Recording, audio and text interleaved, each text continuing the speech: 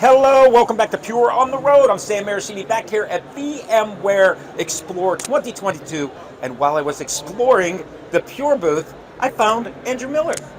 I feel like I need to talk with my hands too right now. I got to get him up here. It's actually been a really good conference. It's good. It's different than previous years, but the conversations are good. The energy feels good. So, being real, I'm actually pretty happy with it. And there was some uncertainty there.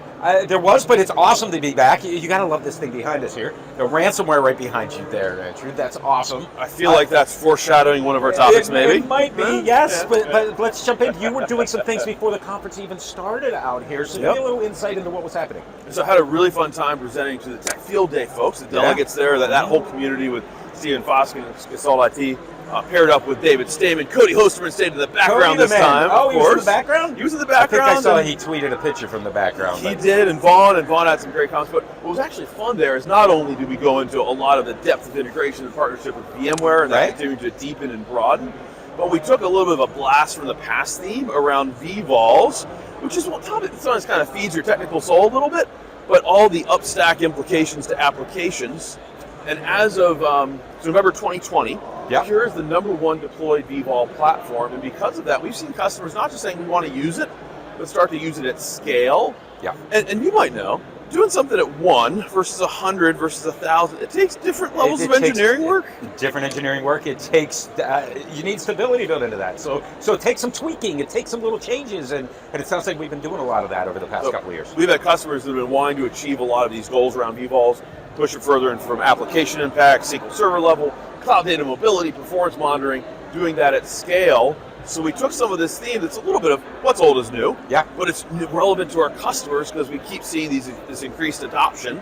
And we explored that for a solid hour with the Tech Field Day folks. It was a lot of fun. That's awesome. I also know that Cody has been talking quite a bit about stretch cluster support, active cluster capabilities, and with vVols, and then layer on top of that some of the things you're talking about in the booth, rack, Oracle. There's so many things happening from that standpoint. It's not just vVols, we're expanding it.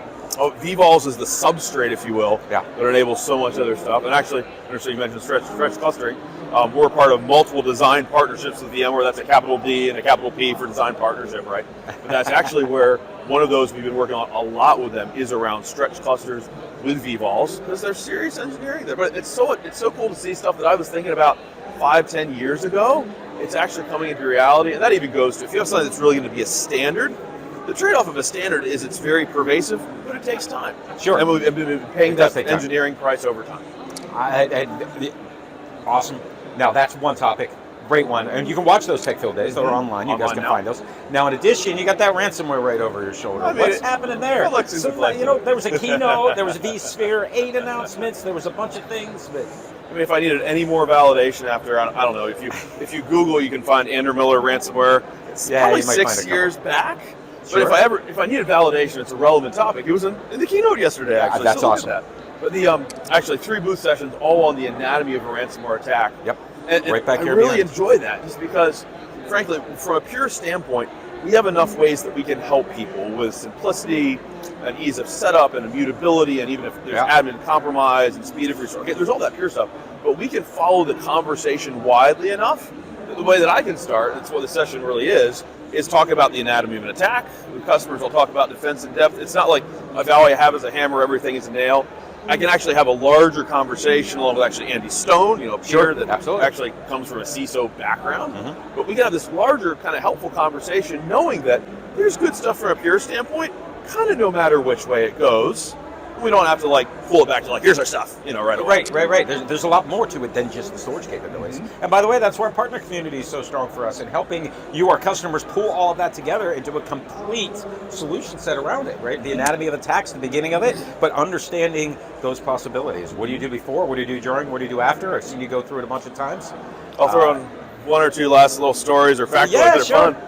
One of the most common questions is folks say, do I have to restore back to the beginning of the infiltration? You can't roll anybody back weeks or months. That's right. We need to restore back before the point of encryption in an offline environment. Then we have partners that we work with there.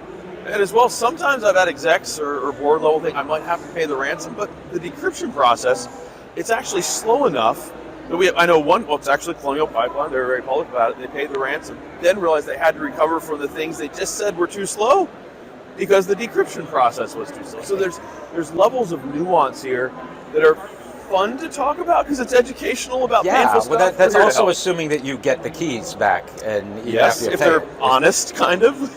Yeah, I mean, how'd you get in this situation anyway? Anyway, there's so much ransomware information, and most of it, like you said, just Google Andrew Miller and ransomware. You're going to find a ton. purestorage.com/ransomware. I'm going to guess that lands on some pretty cool stuff. Does. Where else can you get more information?